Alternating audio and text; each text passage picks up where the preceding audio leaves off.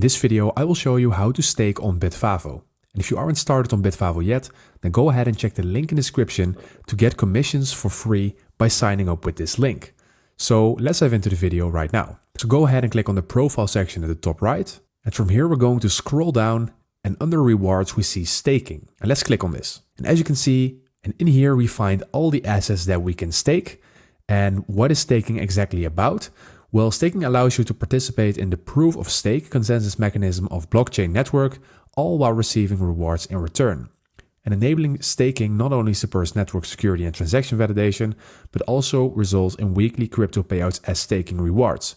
So you're basically going to invest or buy certain assets, and then you will receive commissions on period basis. So let's say this one has a 15% yearly commission, and you can see all the details, the reward allocation, and stuff like that. So when you buy this by clicking on this button, you will participate in this staking and earn the commission on a yearly basis. But there are, of course, also risks attached to staking, so that is something that you need to consider yourself. And I am not giving any financial advice. I am just here to tell you how you need to stake on Bitvavo. So if this video helped you out, please leave a like and consider subscribing, and then I see you in the next one.